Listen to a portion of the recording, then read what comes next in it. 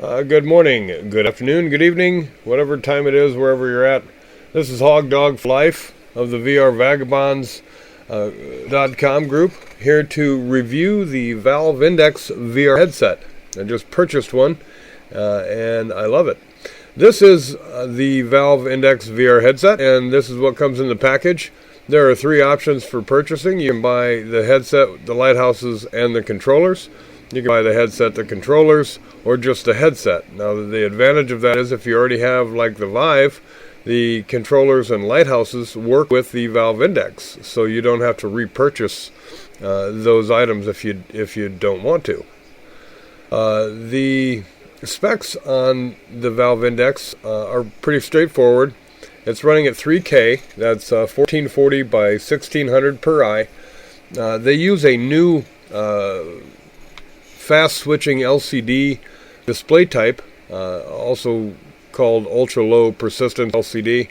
That really helps with the screen door effect that the OCD display types of other, actually most all of other VR headsets.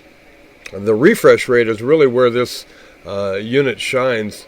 You can up it from 90 to 120 hertz, or even up to 144 hertz. That's experimental at current, but the 120 hertz makes a huge difference over the 90, which is where everybody else is at.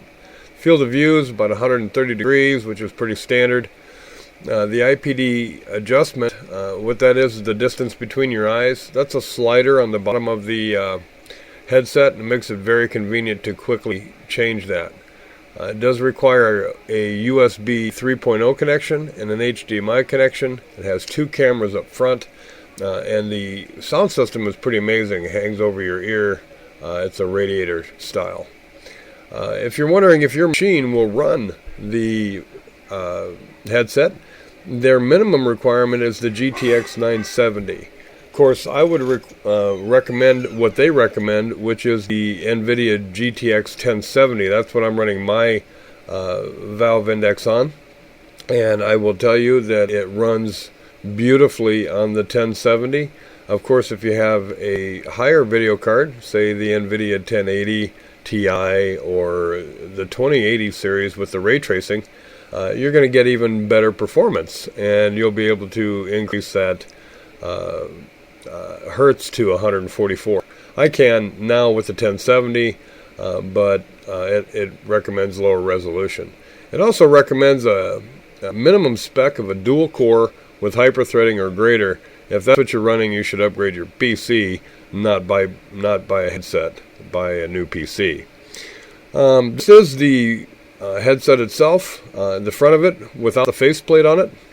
The reason I show it this way is to show you that the faceplate is actually very convenient. You can remove it by simply pulling it off your face. It's magnetically held in place, and it also has a USB expansion port on the inside, which is used for future purposes. I don't know, lights, signs, whatever. This is the inside of the what you're looking through in the headset. It's shown here without the faceplate, and that's to show you that the faceplate is also magnetically held in place. Very convenient way to pull it off, clean your lenses, and then reattach it without having to do screws and whatnot. This is what the headset looks like from the side. I showed this because I wanted to show that the band that goes around your head is actually a metal band with foam attached to it. It's very comfortable, and I like it a lot more than the elastic straps that came with my original Vive. The sound system,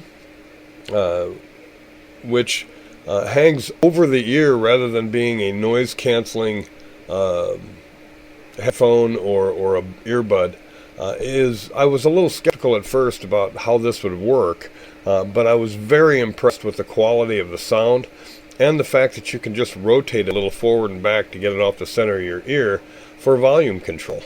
I thought that was pretty unique. This is the hand controller that comes with the Valve Index. This hand controller is new and modern. I can't really talk much about it because I didn't buy it. I already had the Vive, so I go ahead and use my controllers. This is the bottom of the unit that shows the slider that I was talking about that adjusts the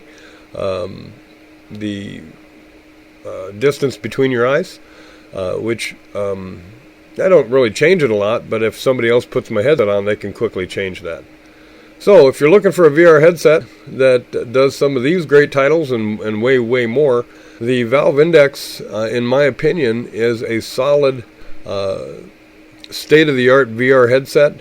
It's moderately priced at $1,000 for the entire thing. If you already have the Vive, you can buy it for like $4.99 just for the headset.